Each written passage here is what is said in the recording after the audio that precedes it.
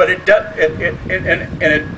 they convey that in a notion of unlimited submission, and I find that unacceptable personally, because that doesn't even take into account the biblical examples of civil disobedience. So I think it's very clear in the context of Romans 13 and others, because you have civil disobedience examples in both the Old Testament and the New Testament, that there is no intent on the part of the Apostle Paul, as he conveys those verses in Romans 13, that the civil magistrate has unlimited authority. And I think that's a principle that came down historically from the Reformation in a concept referred to as Lex Rex. Maybe you've heard of Samuel Rutherford and his book. He wrote Lex Rex, and it's Latin for the law and the prince, or the law and the king. And Lex Rex, by putting Lex before Rex, you're saying the law is the king. Whereas before that, this notion of divine right of kings was the Rex Lex. The king is the law.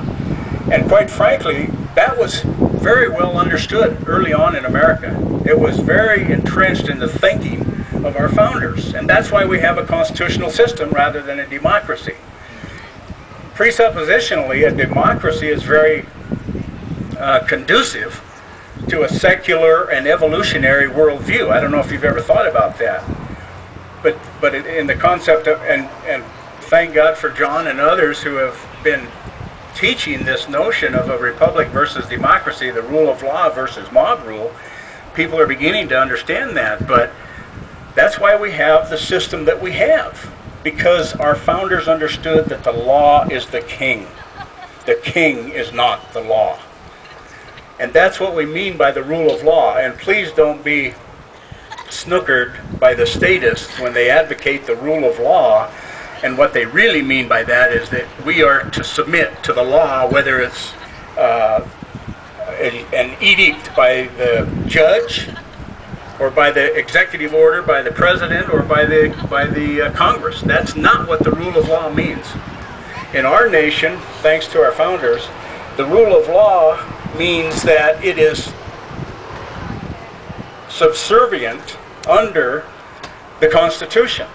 That's why every elected official from the school board on up is required to take an oath to the Constitution. That's what the rule of law means. And I would contend, in fact, as you consider the notion of democracy versus republic, if you think it through, my contention is that in a democracy, in fact, there could be no such thing as the rule of law. The majority can change whatever they define as ethics, law, and justice from day to day to day. And that's why it's very conducive with an evolutionary presupposition.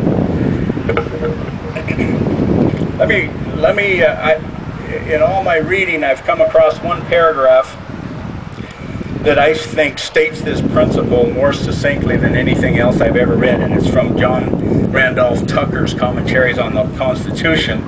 It's called The Original Constitutional Law. It's on page 66 of that book, paragraph 54, copyrighted in 1899. Here's what he said. Listen to this. It's somewhat lengthy, but it's a gem, so I hope you can follow along. This principle, the supremacy of the body politic as constitution maker and the subordination of the government as the delegated agent of the body politic, with no powers but those derived from the body politic by virtue of the Constitution, is therefore the foundation of American constitutional law. All acts of every department of government within the constitutional bounds of power are valid.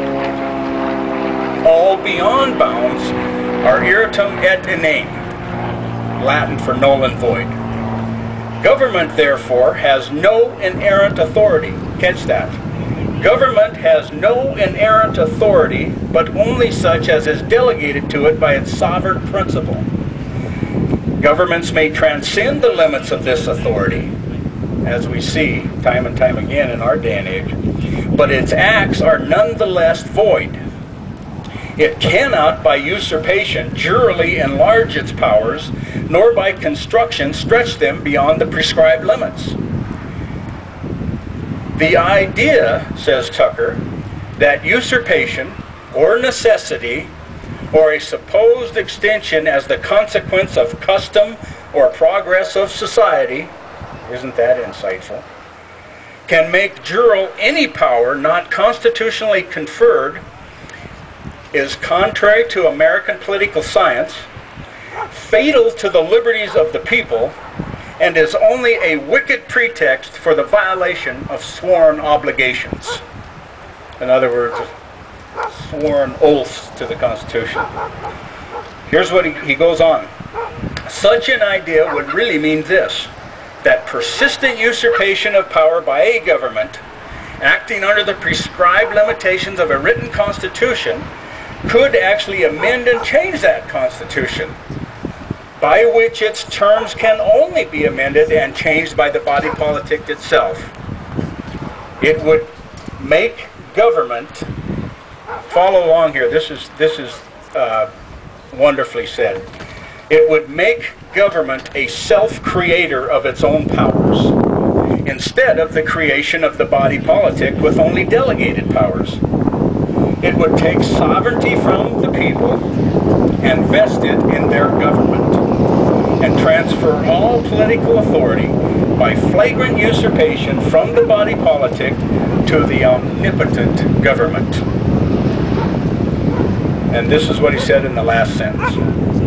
Written constitutions would be destroyed, and the self-usurped omnipotence of irresponsible government would be erected upon their ruins. Excuse me. I think that it succinctly states what we are experiencing today. I think we are seeing such arrogance on the part of especially our federal government, but even our state governments, quite frankly, that they in fact have claimed omnipotence. A title, I mean, all-powerful. A title that God alone, our founding fathers, would ascribe to. Only God is omnipotent. So my point in conveying that to you is this. Who knows what the future holds? I don't. But I think there's going to be a time when as individuals, and perhaps even, I hope, because I believe in the doctrine of interposition and the lower magistrates standing between the people and the higher magistrates that have become tyrannical. But I hope at the state level, but it might not happen that way. I think perhaps as individuals we're going to have to make decisions about if we can in good conscience obey these edicts from on high. I've had the pleasure of having the sheriff's deputy on my porch serving a summons to me for violating the compulsory attendance laws because I didn't go ask permission of the state to teach my children at home. And quite frankly, I was looking forward to my day in court, but I found out that since they couldn't govern me by intimidation, they decided to change their mind and they backed off. And so maybe that's all it'll take in some of these instances. But I will tell you this, I'm sure that I don't have a doubt that probably virtually everyone here would not acquiesce to a mandatory vaccination program. Although sadly I would say that there's probably a large percentage of American citizens that would. And probably, and I say this as a Christian and a Bible-believing,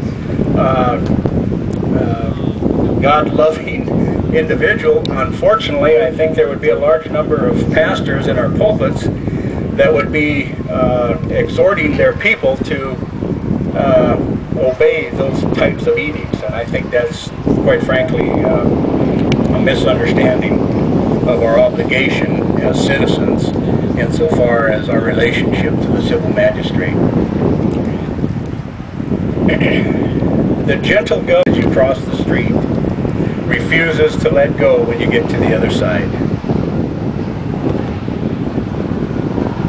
The exhortation from our founders that's a Theodore Forsman quote, who's still alive. He's not one of our founders, but I think it's a great quote, and it expresses the exhortation from our founders time and time and time again to not place our trust and faith in government. I know this is uncomfortable for a lot of people, but the fact of the matter is that it was biblical Christianity that created the seeds